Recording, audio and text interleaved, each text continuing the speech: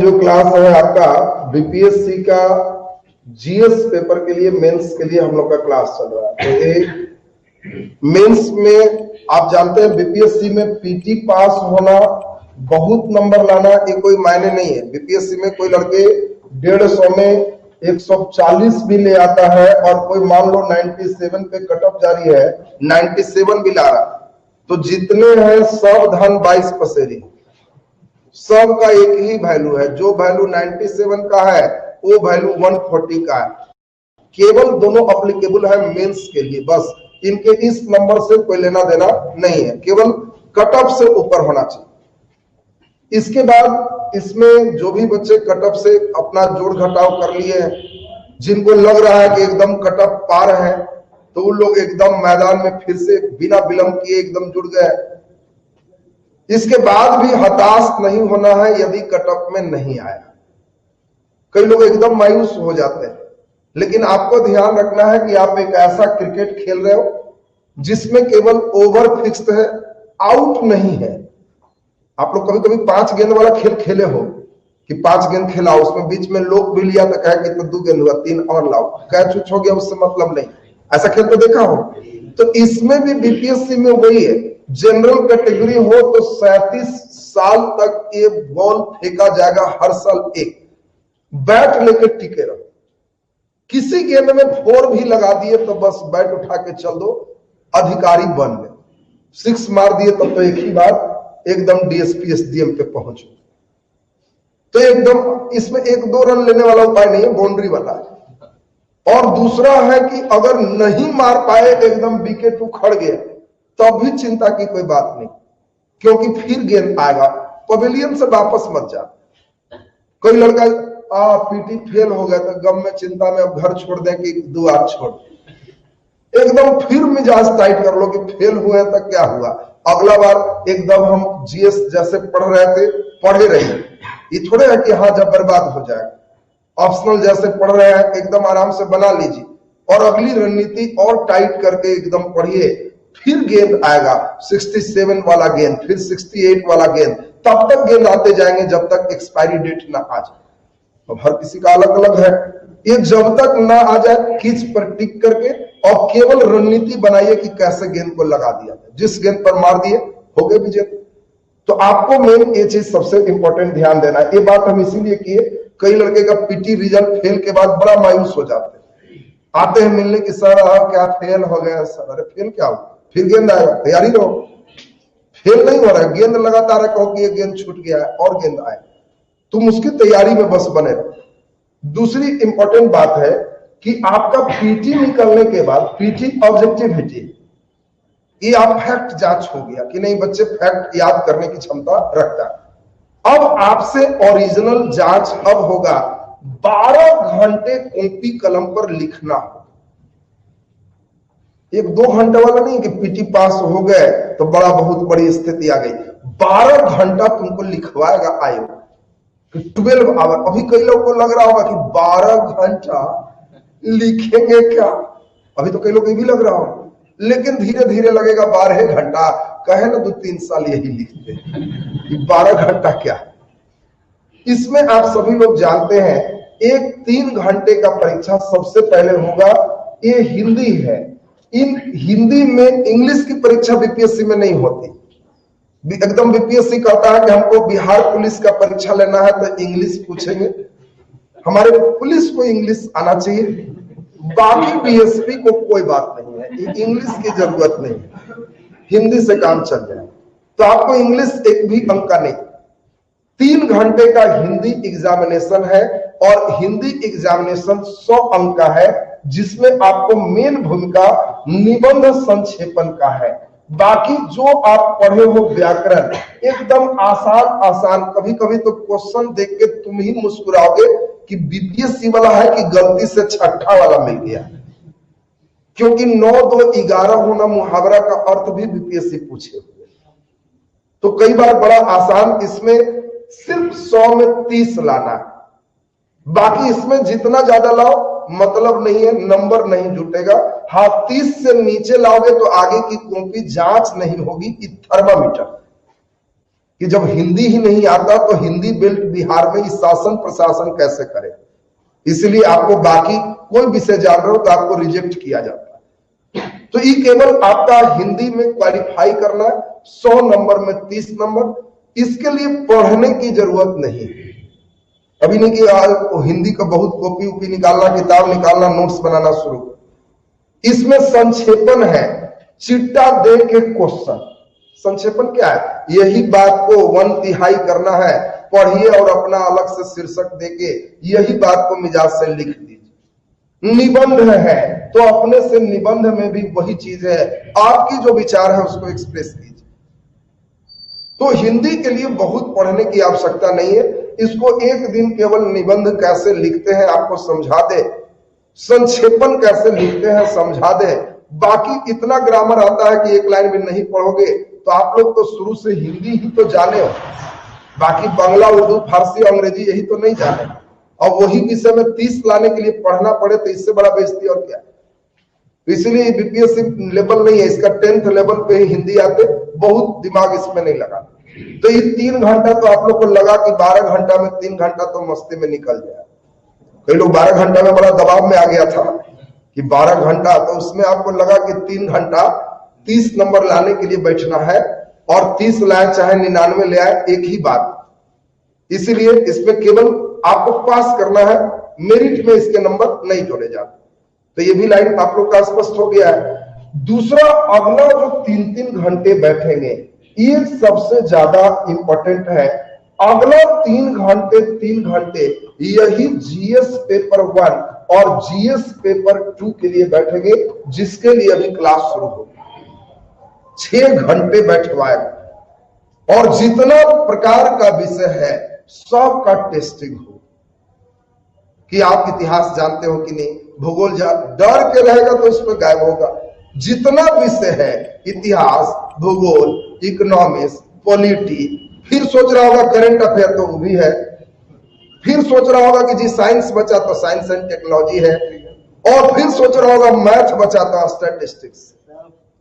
कुछ नहीं छोड़ेगा और एक एक करके सब चेक करेगा। 6 घंटा का मशीन भिड़ा के कितना उठता है पार, इसमें इनका क्या स्थिति, और तब 3 घंटा ऑप्शनल पेपर में आपको बैठाया जाएगा।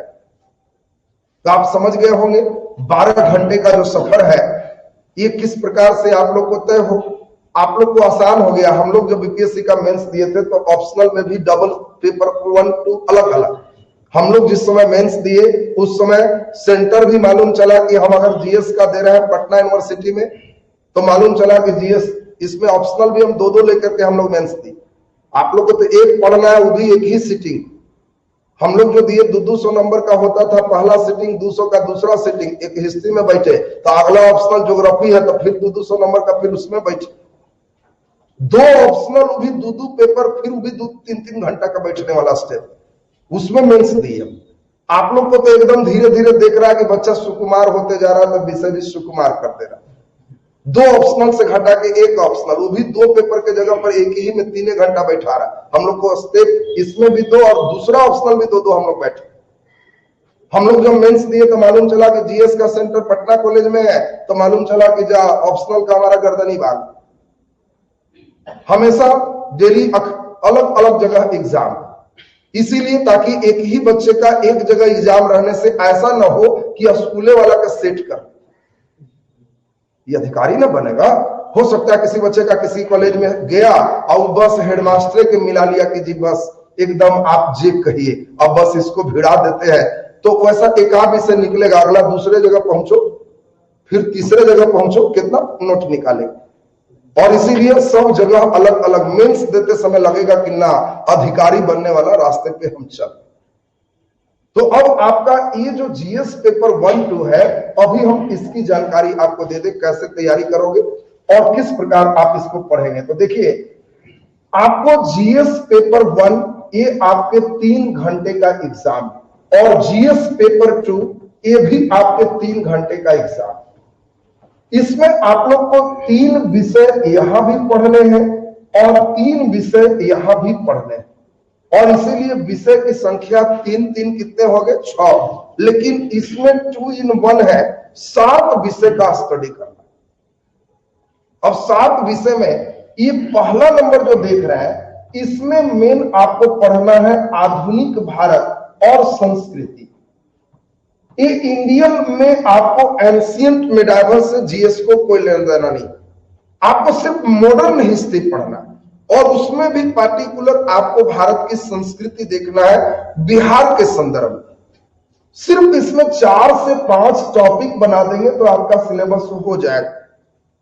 इसमें बहुत ज्यादा नहीं है। हम पहले भी बोले थे कि बीपीएससी पास करने के लिए आप केवल उसको एक बार भी पढ़ते हो तो पास हो जाओ।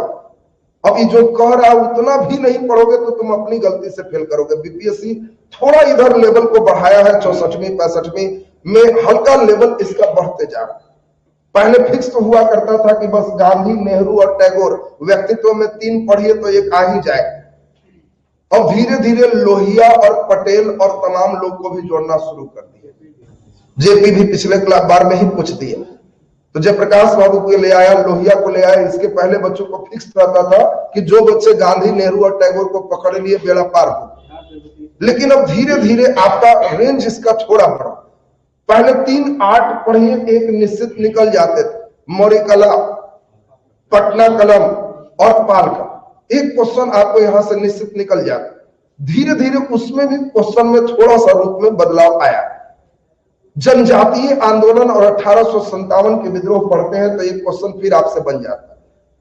तो ले देके आपको जिस समय हम शुरू करेंगे सिर्फ आपको 5 स्टेप में बांटेंगे।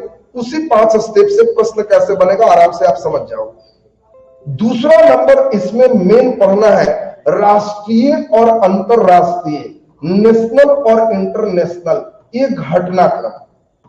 इसी को आप कहते हो करंट अफेयर। तो करंट अफेयर हमारा जीएस पेपर 1 में हो। और तीसरा नंबर जो देख रहे हो ये आपका है स्टैटिस्टिक्स, सांख्यिकी। और सांख्यिकी इसमें कोई बहुत ज्यादा ये नहीं है कि आपको बहुत ज्यादा पढ़ना है, लेकिन सांख्यिकी के सहारे पूरा कोशिश हो जाता है कि बच्चों को परसेंटेज आता है कि नहीं, अनुपात आता है कि नहीं, हर चीज का जांच इसमें तुम्हारा मैथ का हो जाए। डायग्राम समझ पाते हो कि नहीं, तो इसमें मेन जो देखेंगे डाटा एनालिसिस का जो जितना भी सिस्टम है वो सब आपको यहाँ पे पढ़ना। अच्छी बात है कि सांख्यिकी पूरे हमारे साथ ही रहेंगे, हिस्ट्री पूरे आप हमारे साथ ही रहे। दूसरा और इससे भी अच्छी बात है कि पेपर 1 में आपका जो सपोर्टिंग पार्ट है उसको हम समझा दें। पेपर 1 में आपको सबसे आराम क्या है वो समझिए। कुल आपको पहला से 3 क्वेश्चन बनाना है, दूसरा से 3 क्वेश्चन बनाना है और तीसरा से 2 क्वेश्चन बनाना है।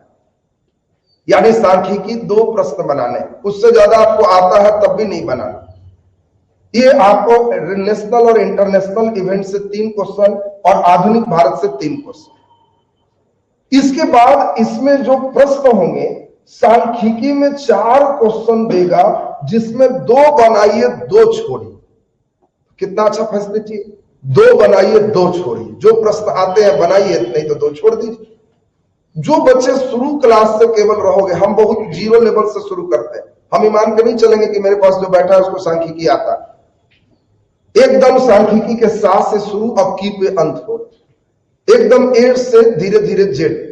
और केवल आप सीरियस क्लास में है, जो कह रहे हैं बना रहे हैं और ईमानदारी से नहीं समझने पर पूछ रहे हैं, लजाना उपजाना नहीं। अब जो लोग बैठे रहोगे प्रतिष्ठा में कि बीपीएससी के है भारी होगा, उतारने दीजिए, तो वो तो नहीं बना पाओ। जो लोग को जब लगे कि ना ये वाला नहीं समझे तो एक बार आओ, कहना है कि एक और क्वेश्चन इसी टाइप का। जैसे जैसे शुरू में ताल मिलाओगे तो अपने लगेगा कि वाह इसमें एकदम यहीं से उद्घाटन करेंगे, ये तुम्हारा फिट होगी। इसके बाद जो देख रहे हो ये राष्ट्रीय और अंतरराष्ट्रीय, इसमें आपको 5 क्वेश्चन देगा, जिसमें 3 बनाइए, 2 यहां भी छोड़ने का ऑप्शन। और सबसे मजेदार है मॉडर्न जो देख रहे हो, इसमें 6 क्वेश्चन देगा, 3 बनाइए 3 छोड़िए। वो भी तुमको पहले से मालूम रहेगा, क्वेश्चन मिलने से पहले कि 4 ई वाला आया रहेगा। इतना आराम ग्रेजुएशन जैसे। बीए में तुम लोग क्या किया, बीए में सब बीए पार्ट 1, 2, 3 निकल गए। कई लोगों को तो पता भी नहीं चला कि कुछ हम आईए के बाद याद किए। पहले हम जो है ज्यादा, हम लोग के समय ग्रेजुएशन में एक ही काम था, निगल लिए उगल दिए। 8 क्वेश्चन याद किए, उसको बस निगले, अब परीक्षा में 8 उगले, बाकी क्या है कुछ पता नहीं। आजकल के लड़के निगलना उगलना भी बंद कर दिया। आजकल के बस निकाले और छाप लिए, निकल लिए उगल लिए सब, तो उसमें निगलने में भी भार लगता है।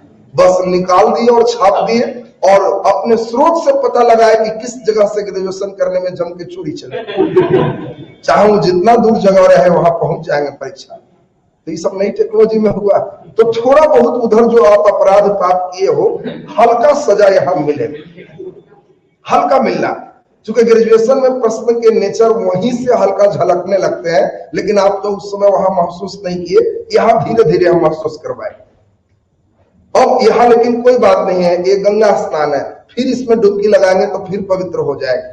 इसमें जो बच्चे ठीक से डुबकी लगाए, सब विषय पढ़ना है, आप इंटरव्यू के लायक तैयार हो जाते। आपका कुछ भी रहता है तो अब कई बच्चे इंटरव्यू तैयारी करें, इंटरव्यू तुम्हारा व्यक्तित्व है, एक दिन में थोड़ी तैयारी हो जाए। किसी के पास बैठ जाओगे तो तुम्हारा तैयारी हो गया, वो तुम क्या अंदर लेके रखे हो वही निकलेगा उस दिन।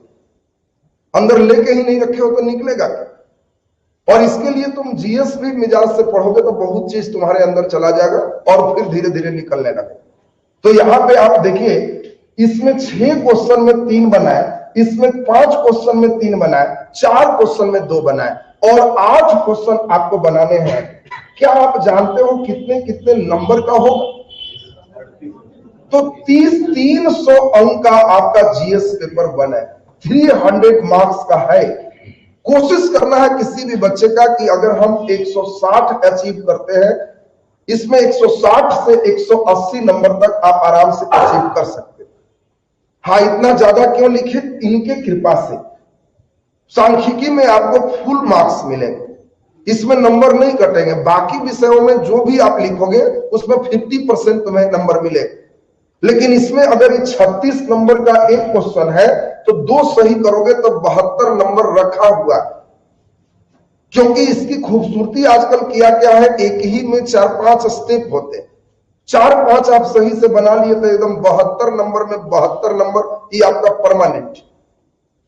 इन दोनों में थोड़ा नंबर कमेगा, लेकिन यह भी एक क्वेश्चन 38 नंबर का है, और इसीलिए 38 नंबर का एक क्वेश्चन 3 क्वेश्चन बनाओ, 38 का एक क्वेश्चन 3 बनाओ, ये 36 का एक क्वेश्चन है 2 बनाओ, ये पूरे जोड़ दोगे तो आपका 300 हो जाएगा।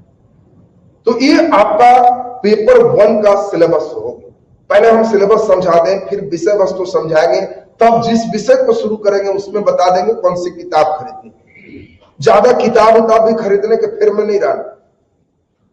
एक कहावत है कि किसी से बदला लेना है तो 3 काम, एक इलेक्शन में खड़ा कर, तुमको गांव में कोई दोस्त तो नहीं, दुश्मन है, हमेशा लड़ाई रहती है, तो अभी तुम बदला लेना चाहते हो, सही में लेना चाहते हो, तो उससे फिर दोस्ती कर लो और उसको एकदम चढ़ाओ कि आप मुखिया में रहिएगा तो एकदम पक्का जीते। हम 3-4 जगह पूछ लिए, सर्वे कर लिए, 2-3 आदमी को बस पटियाए रखो कि बस हम लाएंगे तो तुम एकदम जय जय कर देना इसका। तो अपने जो पैसा रखा है उसका खर्चा होगा और तुम बदला पूरा कर लो। तुम देखा होगा इलेक्शन में खूब लोग माला पहना के खूब खाया पिया, एकदम थ्योरी दिए रहता है, खाओ पियो नोच के अब वोट देना सोच के, एकदम नोच के खाता है। तो इस थ्योरी पर जिनका बेचारा का कुछ पैसा है वो खत्म हो जाए, बदला पूरा हो गया। दूसरा उसी तरह का बदला है, पुरानी गाड़ी सेकेंड हैंड दे दो। जो गाड़ी ज्यादा खराब उराब है किसी को खरीदवा दो, बस वो मिस्त्री के यहाँ उसका पैसा निकलते जाएगा, तुम्हारा बदला पूरा हो जाएगा। ये सब स्वीट पॉइजन वाला बदला है। और तीसरा बदला वही है 10-12 किताब का नाम बता दो, बस ये भी बदला का ही एक पार्ट। क्योंकि मक्खन तब होगा जब दही तसला में होगा। दही को ड्राम में भर दोगे तो मक्खन नहीं निकलेगा। तुमको नंबर तब आएगा जब एक ही किताब सही लो, लेकिन उसको इतना रगड़ दो कि क्रीम ना ऊपर आ जाए, ना कि 10 किताब लिया रगड़ रहा है कुछ निकल ही नहीं रहा।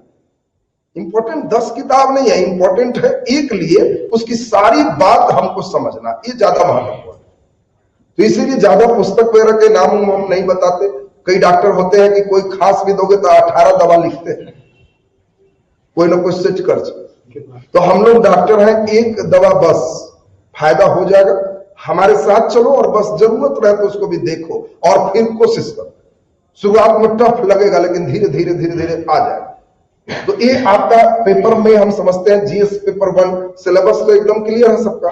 जीएस पेपर 2 की बात करें, पेपर 2 पेपर 1 की तुलना में थोड़ा टफ है, इसमें मार्किंग थोड़ा कम होते हैं।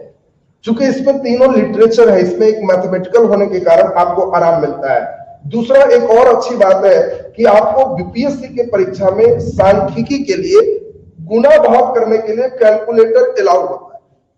इसीलिए जब हम भी आपको सांख्यिकी पढ़ाएंगे तो कैलकुलेटर आपको क्लास में लेके आना। मोबाइल वाला मत करिए, नहीं तो आदत कैलकुलेटर में कई चीज आपको सिखाए। साइंटिफिक कैलकुलेटर भी आप यूज कर सकते हो, लेकिन उसमें आपको यूज करने आना चाहिए। यूज ही करने नहीं आएगा तो फिर तुम कुछ बना नहीं पाओगे। आपसे सरकार ये नहीं कहती है कि तुमको 2 गुना 3 आता है कि नहीं, ये चिन्ह लगाने आता है कि नहीं, उसके लिए इंपॉर्टेंट है। वो जानती है कि 2 गुना 3 इसको 6 आता है, तभी पीटी पास हुआ। तो इसीलिए तुम बाबू गुना है भागा है कैलकुलेटर लेके आओ, सब कर लो, हमको गुना भाग से नहीं मतलब है। तुम ई पहुंच रहे हो कि नहीं कि गुना करना है कि भाग, हमको ई चेक करना। तो इसीलिए आपका टाइम कैलकुलेटर के द्वारा भी बचता है, क्योंकि डाटा में गुना भाग थोड़ा सा ज्यादा होता है। तो आपको ये बता दिया। और दूसरा मेन नंबर आपको यहीं से उठाना भी है। इसमें कुछ कंडीशन शर्त है जिसकी चर्चा हम करेंगे, कहां क्या करना है पहले कर ही ले, इसके कंडीशन को भी बता दे। देखिए कंडीशन सबसे इंपॉर्टेंट है कि जिस समय एक पार्ट लिख रहे हैं उस समय दूसरा नहीं इन करवाना। ऐसा नहीं कि जिस समय आप आधुनिक भारत लिख रहे हो तो ये आपको 3 क्वेश्चन लिखना है, तो एक क्वेश्चन लिखे, दूसरा लिखे, आप फिर देखें कि ना सब कठिन लग रहा है, सांख्यिकी ठीक है तो फिर सांख्यिकी लिख दी, और फिर लगे कि ना कि अमेरिका चुनाव ठीक लग रहा है तो अमेरिका चुनाव कर दी। आप एक बार में जो पार्ट शुरू करोगे उस पार्ट को कंप्लीट करके ही दूसरा पार्ट आपको लिखना। हाँ ये कर सकते हो कि स्टार्ट ही सांख्यिकी से किए तो सांख्यिकी दोनों बना लिए फिर आगे किए, इसको ऊपर नीचे कर सकते हैं, लेकिन बीच में दूसरा तीसरा नहीं कर सकते। ये बात तो क्लियर हो गई। दूसरी बात जो बहुत इंपॉर्टेंट है, हम उसकी चर्चा भी करते हैं। हिंदी माध्यम के कई बच्चे हैं, उनके अंदर 3-4 लिखने में अभी जो गलतियां होती है, कमियां हैं, वो सब मेंस में कैसे सुधरे। पहला तो एक आईएएस में जो पढ़े होंगे हिंदी माध्यम से, उनको एक खराब आदत लग गई बीच में अंग्रेजी घुसाने का। अंग्रेजी घुसाने का मतलब इसे सब लिखते हुए रिएक्शन कहते हैं, ऐसा भी है। तो कई बच्चे की ऐसे आदत हो गए हैं कि वो किस मीडियम में है, हिंदी में है कि इंग्लिश में है, उनको खुद जांचने वाले को ही पता नहीं चलेगा। तो आपको ये सबसे पहले सुधारना। आजकल के कई बच्चे की कॉपी में क्या है, यहां HIN है, DI बेचारा का गायब है, और इधर से ENG गायब है, और नया एक लैंग्वेज बनाए हैं इंग्लिश। किस में लिखा था जी, हिंदी में कि इंग्लिश में? तो इंग्लिश में लिखे, ये इंग्लिश है, इंग्लिश। इसे अंग्रेजी में माफिया कहते हैं। ये क्या, जांचने वाला समझ जाएगा कि न इसे हिंदी आती है और न ठीक से इंग्लिश आती है, पता नहीं अपना कौन भाषा रखा। तो इसीलिए पहला एकदम स्पष्ट निर्देश। इसमें ज्यादा तकलीफ कहां होगा, पेपर 1 में कि 2 में? तो 2 में, उसमें भी कहा साइंस टेक में, क्योंकि साइंस टेक वगैरह में जब तुमको एकदम लगेगा ही नहीं कि हिंदी लिखे, इच्छा ही नहीं करेगा। कारण बता रहे हैं, वहां पे आपको कहेंगे GSLV का परीक्षण किया गया, ये तो इच्छा ही करेगा लिख दे, लेकिन नहीं लिखना है। वहां होगा GSLL और V का परीक्षण किया गया, ये हिंदी माध्यम, ये नहीं लिखना है। और अभी आप लोग की आदत ऐसी है कि जब तक ब्रेक नहीं लगेगा, अभी एकदम ही आदत बना हुआ। तो अभी 6-7 चीज जो आप में है, चूंकि मुझे मालूम है आप लोग के साथ ही रहते, तो आप लोग का जो 6-7 चीज है इधर, जो उधर नहीं करना है, वो एकदम पहले ही अभी से ब्रेक मार, फिर लिखिएगा, लाइएगा तो 2-4 जगह फिर काटेंगे, तो धीरे धीरे आएगा कि वो मेंस में ऐसे करना। अभी दूसरी आपको सबसे खराब आदत क्या है, अंतर लिखें तो फटाक से 2 हिस्सा बांट देते, नहीं बांटना। आपको कहे इसका उपयोग लिखे तो फटाफट पहला पॉइंट, दूसरा पॉइंट, तीसरा पॉइंट, गिनती नहीं करना। आप एग्जामिनर को क्या 8 हमको याद है, जरा देख लीजिए। जांचने वाला को नहीं लगना चाहिए कि हमको हल्के में ले रहा है। उसको अगर लगेगा कि हमको हल्का में ले रहा है, हमको समझ क्या रहा है, एकदम भूल समझ रहा है, बूढ़ा समझ रहा, भले बूढ़ा है, लेकिन तुम कहो कि आप तो जवान है सर, देखिए आपको क्या 1 2 दे, देखिए एकदम पॉइंट ये है, दिए हैं, कुछ पॉइंट राइज किए हैं, अंतर भी है तो पैराग्राफ चेंज करके दिए है, आप तो भारी समझने के लिए किए। तो आपका कहेगा कि नहीं ये लड़का ठीक है, हमको भी वेटेज दे रहा है।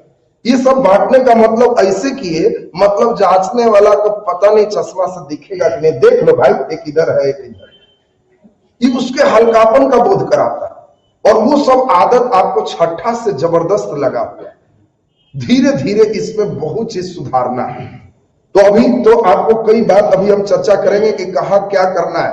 क्या इंग्लिश में कुछ लिख सकते हैं, आपके मन में भी आ रहा होगा, इंग्लिश में कुछ लिख सकते हैं कि नहीं। तो आपका साफ सिलेबस में बोला हुआ है कि अगर किसी व्यक्ति का स्टेटमेंट इंग्लिश में है तो आप उसको इंग्लिश में लिख सकते हैं।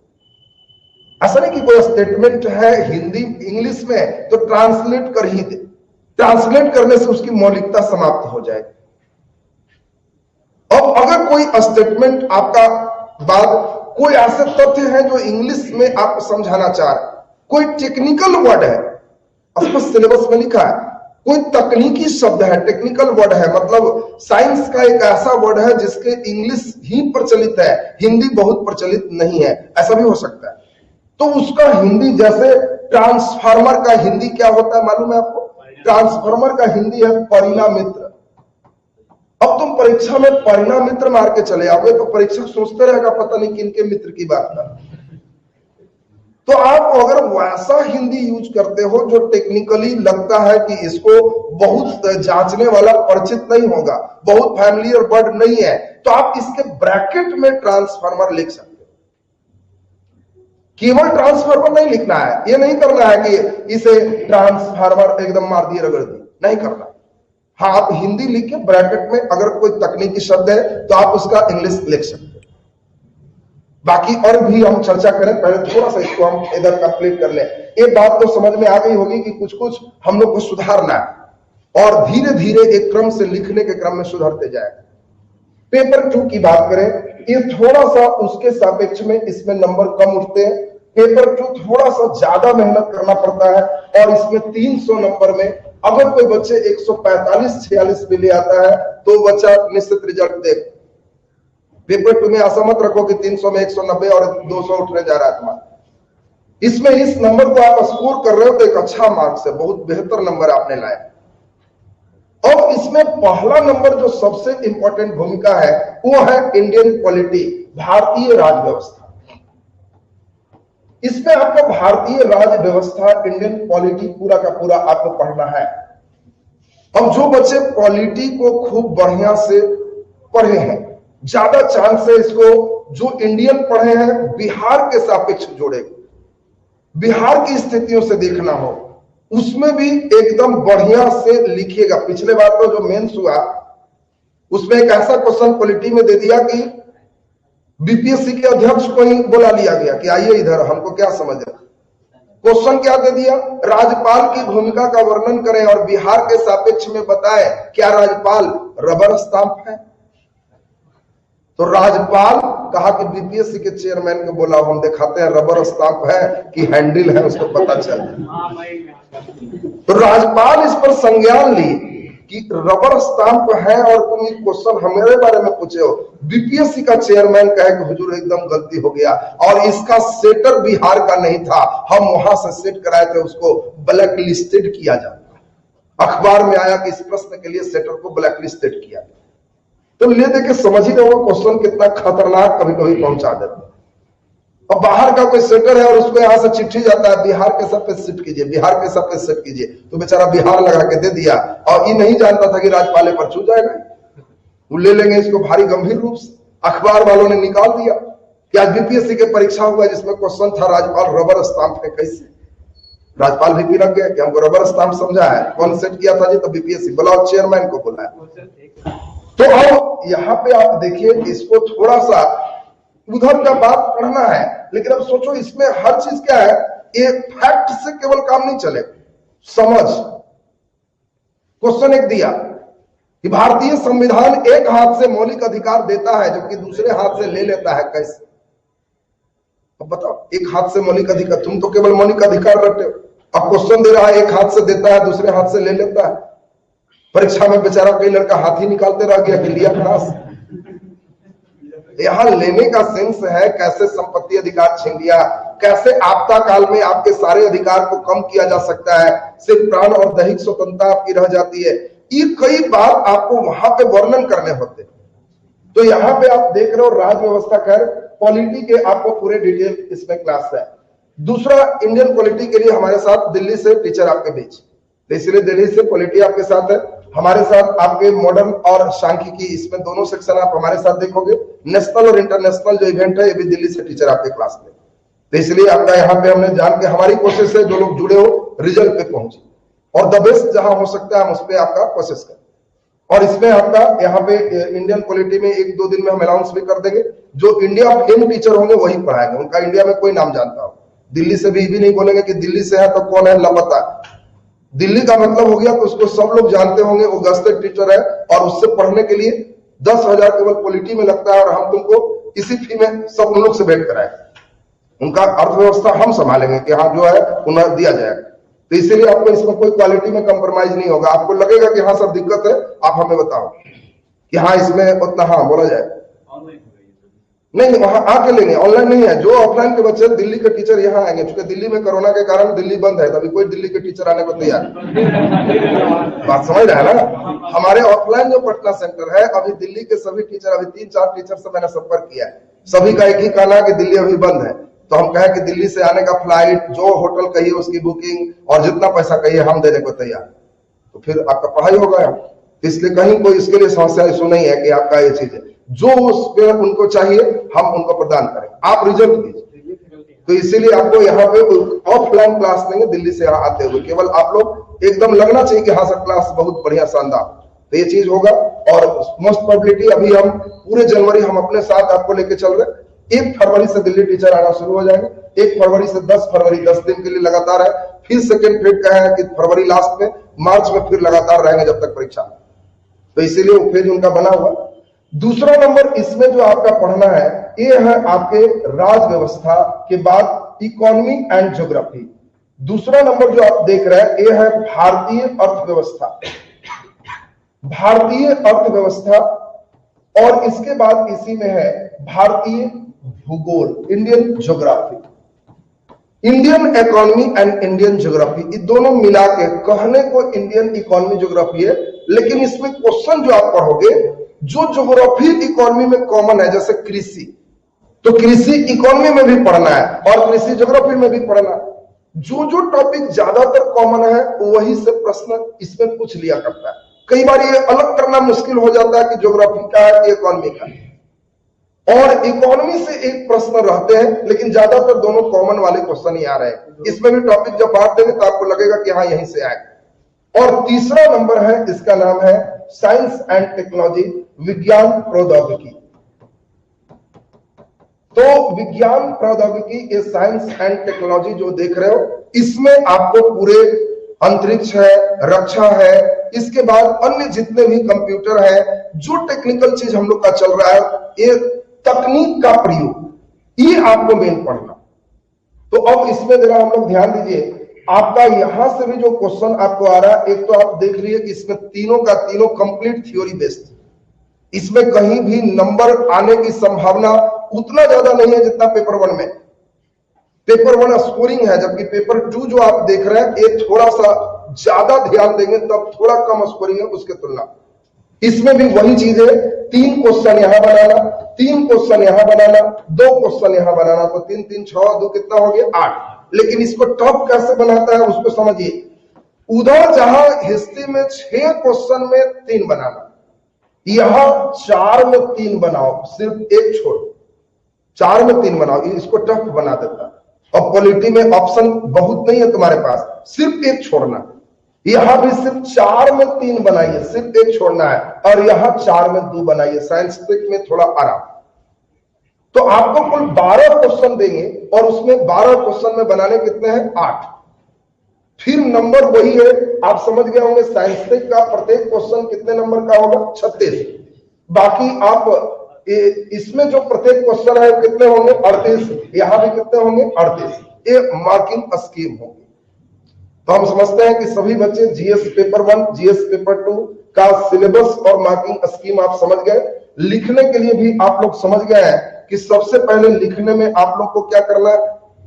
हिंदी माध्यम वाले बच्चे हैं तो कंप्लीट हिंदी चलना, इंग्लिश मीडियम के बच्चे हैं कंप्लीट इंग्लिश चलना। क्या हिंदी इंग्लिश मिक्स कर सकते? नहीं कर सकते। हाँ, कहीं अगर किन्हीं का स्टेटमेंट है तो आप यूज कर सकते। दूसरी 2-3 बात है, कई बच्चे पूरा आंसर लिख देते हैं, उनके कॉपी में एक भी न कॉमा लगता है न इन्वर्टेड कॉमा लगता है। ये सब लेखन की सबसे बड़ी कमी बता रहा है। पूरा परीक्षा देके चला आया, क्या कॉमा क्या इन्वर्टेड कॉमा, वो सब तो चिपचा मिलेगा, उसमें रहेगा तब मारेगा, नहीं तो ऐसे नहीं मारते। तो आपको हमेशा ध्यान रखना है, अगर किसी व्यक्ति का स्टेटमेंट हो, हमेशा ध्यान रखना। 3-4 बात बताएंगे, बस आप आराम से वहां यूज करो। अपने बात को सिद्ध करने के लिए किन्हीं न किन्हीं को सहायता लेके चलना, कि हम नहीं कह रहे, फल्ला बाबू कह रहे, देखिए वो भी प्रमाण। धीरे धीरे वो प्रमाण में उनको खड़ा करेगा। तो जिनका स्टेटमेंट होगा कि उन्होंने कहा कि, महात्मा गांधी ने कहा कि, उनकी बात को इन्वर्टेड कॉमा में लिखना होता है। किन्हीं का कथन है तो आपको हमेशा ध्यान रखना है कि उनके स्टेटमेंट को हम लोग इन्वर्टेड कॉमा में डालेंगे। कोई अगर एक लाइन और दूसरा लाइन जुड़ा हुआ है लेकिन अलग अलग थोड़ी बात हो रही है तो वहां कॉमा का प्रयोग करेंगे। पैराग्राफ चेंज बहुत बड़ा पे नहीं करेंगे, नहीं तो जांचने वाला भी एकदम बोरिंग फील करता है। छोटे छोटे पैराग्राफ बनाएंगे, बहुत ज्यादा नहीं। कई बार बच्चे एकदम लिख चले तो लिख चले एकदम मिजाज से, इतना के बाद थोड़ा सा चेंज किया। आपको हमेशा ध्यान रखना है कि जैसे हम लोग का शरीर है, शरीर में क्या है? चेहरा, चेहरा के बाद फिर पूरा शरीर, नीचे क्या है? पैर, और फिर अंतिम फिनिशिंग। कहीं पार्टी में जाना तो कैसे जाते हैं? कपड़ा पहने, फुल पैंट शर्ट मारे, फिर उसके बाद सब सही है, उसके बाद जो क्रीम मारते हैं ना, वही निष्कर्ष। समझना, इसी पे नंबर तुम्हें मिलेगा, चाहे हिस्ट्री ऑप्शनल हो या कोई ऑप्शनल हो या जीएस। आपको सबसे पहले भूमिका तैयार करना है, और भूमिका इतना बड़ा मत बना देना कि देखने में लगे इतना बड़ा शरीर, अब में इतना बड़ा मुंडी है और ऐसे। ये क्या कहेगा? कोई आदमी ऐसा इस आदमी को देखेगा तो कहेगा ये ईश्वर का दोष है, बुद्धि ईश्वर को कम है, इतना बड़ा चेहरा बनाए और इतना बड़ा बॉडी। तो कई बच्चे का बेचारा पहला ही लाइन इतना बड़ा है, अब वर्णन बेचारे का इतना छोटा है। तो ये उसी तरह के आदमी तुम बना दिए। तुम्हें सोचना है भूमिका का मतलब हम लिखना कैसे शुरू करें। तुमको स्टेज से कहे नीचे आओ तो डायरेक्ट कूदना नहीं है, सीढ़ी खोजो।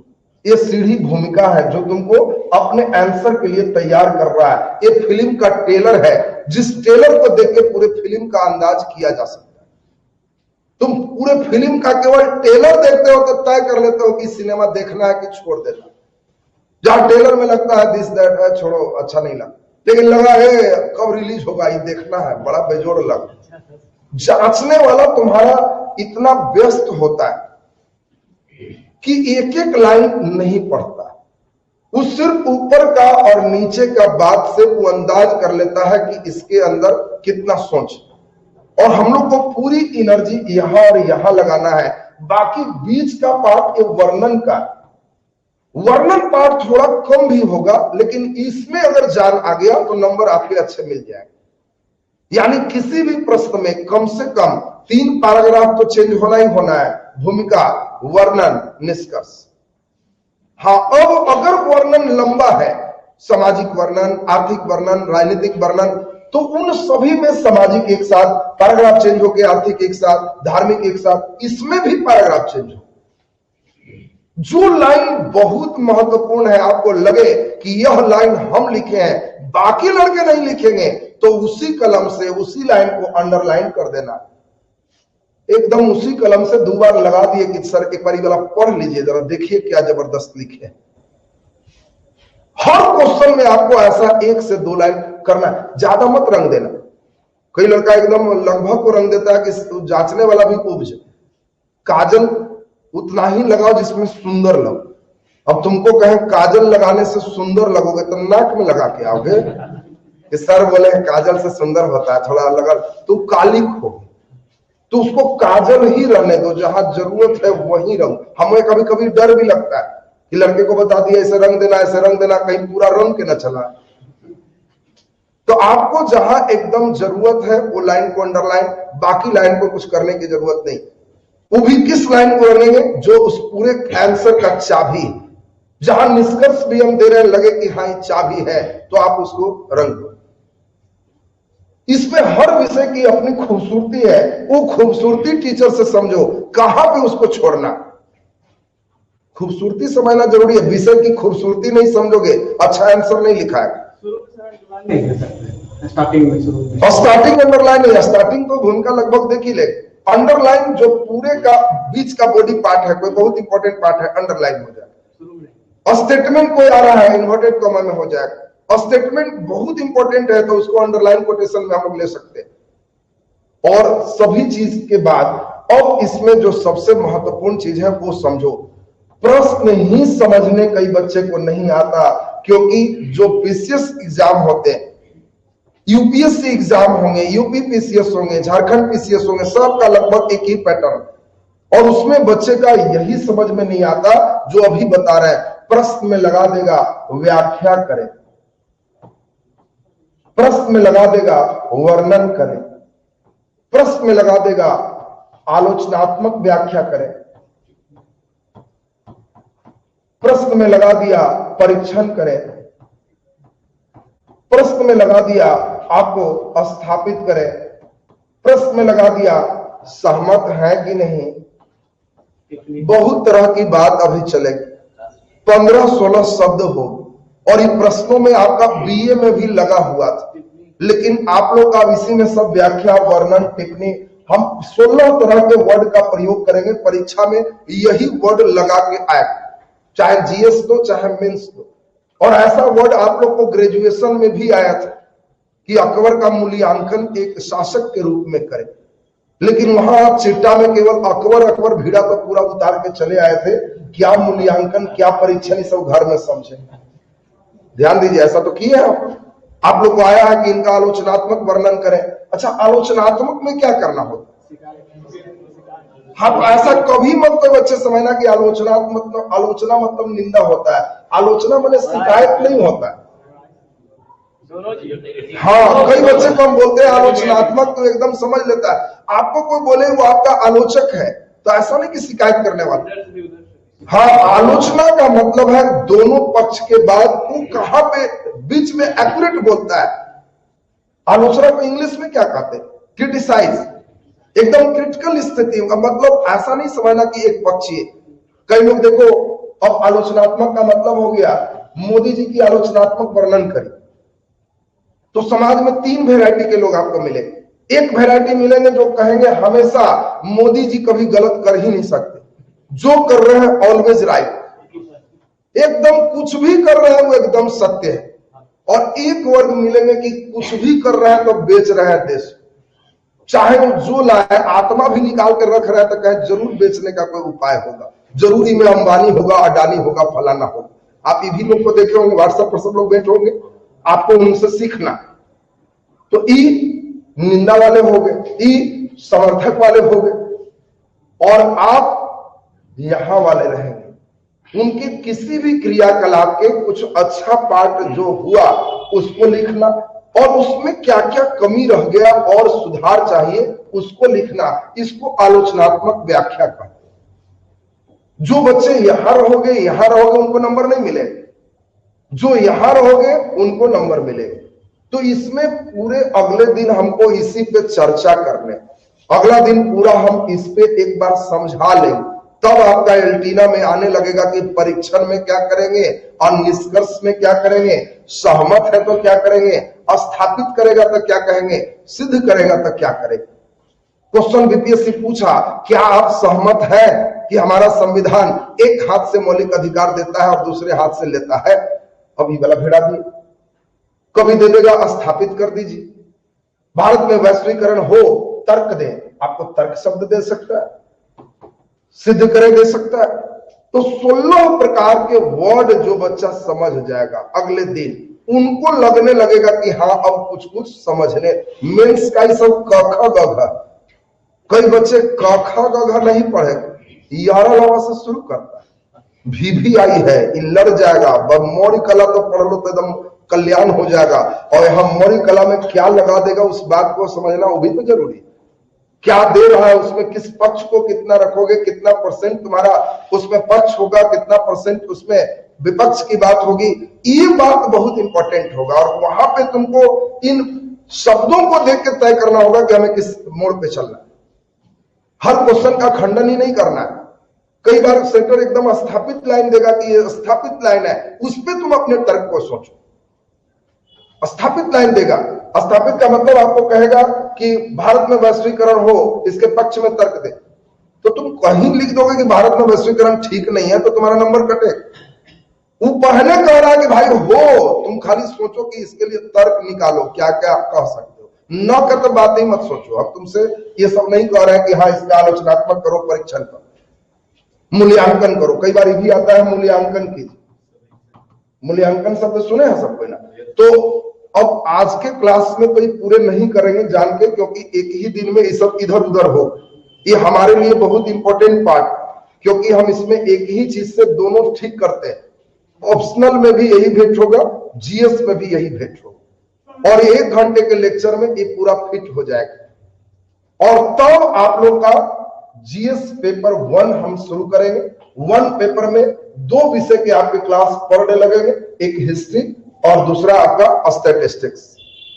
ये 2 पेपर अभी प्रतिदिन चलते रहेंगे। फिर उसके बाद तब हमारे दूसरे टीचर टीम में जो है उन लोग की भूमिका धीरे धीरे आते रहेंगे। जीएस पेपर में हमारे साथ 5 लोगों का टीम, जिनके जहां जहां हमने भूमिका दिया है, हम सिर्फ कोशिश किए सबसे अच्छा आपका रिजल्ट हो। हमारे पूंजी वही है, आपके एडमिशन होना एक हमारे लिए जो है वो बहुत इंपॉर्टेंट नहीं है।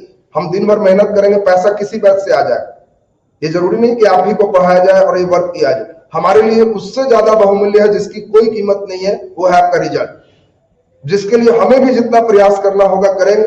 आप लोग केवल ईमानदारी से हमको यही कीजिएगा कि जो टीचर पढ़ाए, अगर कमी है तो केवल हमें बोलेंगे, हम उनको फिर से तब तक भेजते रहेंगे जब तक कमियां ठीक ना करें, क्योंकि फाइनल पेमेंट तो सब कर ही लेंगे तभी मिलना।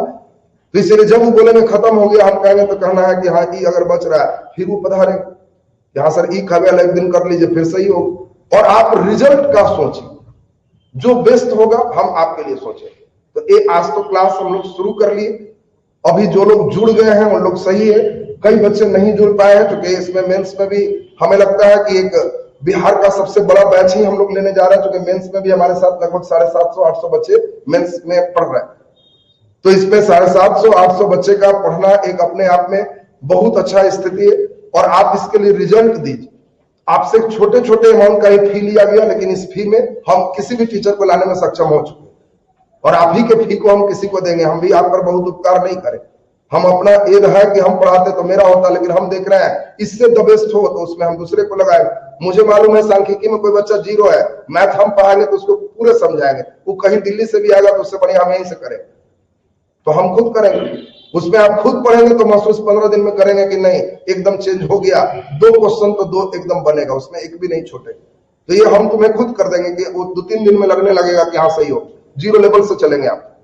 बाकी इसमें ध्यान दीजिए, इसमें आपका जो बच्चे नहीं जुड़ पाए